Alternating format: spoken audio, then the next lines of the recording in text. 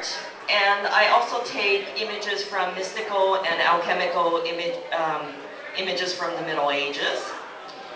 I have a great fondness for folk art, and the reason is that I feel that folk art has a kind of sophistication that you feel, but you don't necessarily see.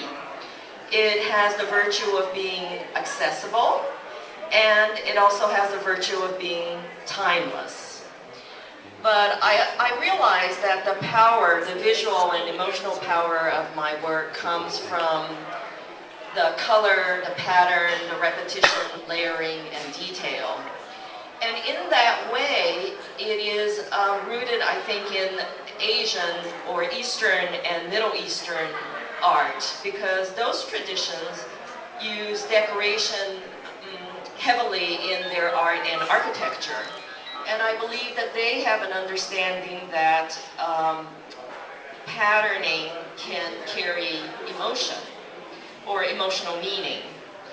And I believe that pattern and repetition connects directly with our nervous system, because it is so pervasive in nature, both in the macro level and the micro level. My work has, in the past 4 years, stayed in an emotionally bright place, and I would say that the overall message that I kind of narrow down is that I'm trying to convey the sense that we live in a wondrous, magical world, that our existence is, the fact that we even exist is a miracle, and yet most of us are so caught up in the dailiness of our daily preoccupations that we, forget to notice that. Anyway, I just spent about 5 months in Brazil on a Fulbright fellowship. I went to Brazil in part to research Brazilian folk and decorative art. And I actually was not so taken with Brazilian folk and decorative art, but I was very, very captivated by the tropical plant life, the trees, the plants, the flowers, the fruits. And hopefully some of that sense is going to come into my work. But I guess I should tell you that I lived in Brazil when I was a child, but it's been we left as a family, and then I didn't go back for 41 years. So this was the first time I went back since we left. And I'll just tell you that I had a friend visit me there, and she said, "Amy, when you speak Portuguese, you sound very different than when you speak English." I said, "Well, how so?" And she said, "You're much more expressive, you're much more animated, you're much looser."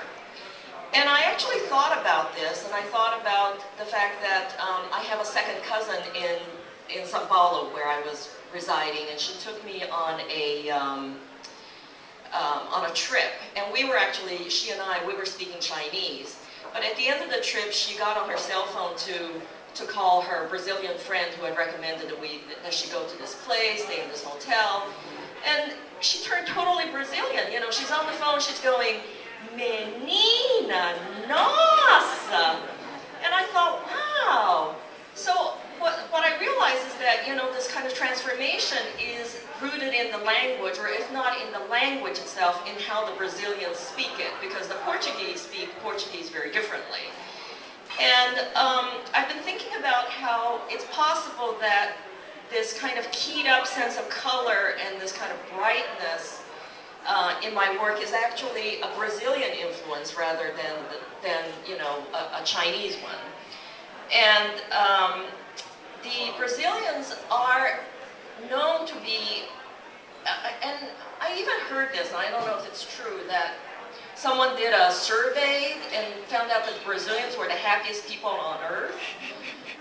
But at any rate, they really are shockingly happy. But they have a word for it. It's called alegria, which is not happy, because happy is feliz, as in felicidade, but it's alegria. It's more like joy, except that it's not joy either. There's no, you know, real translation for it. But I think that whatever that sense of alegria is, it's, you know, what I'm trying to get in my work.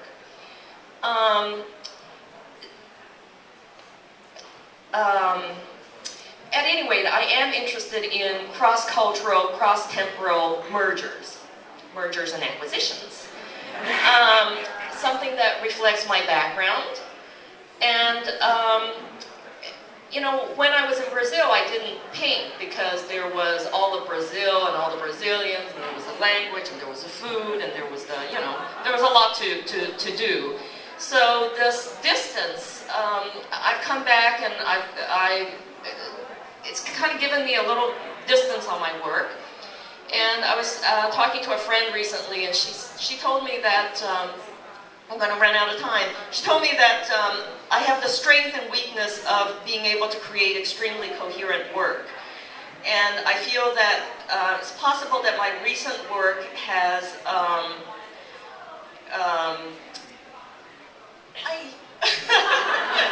at any rate, I'm at the McCall Center until March 23rd. Come by and see me.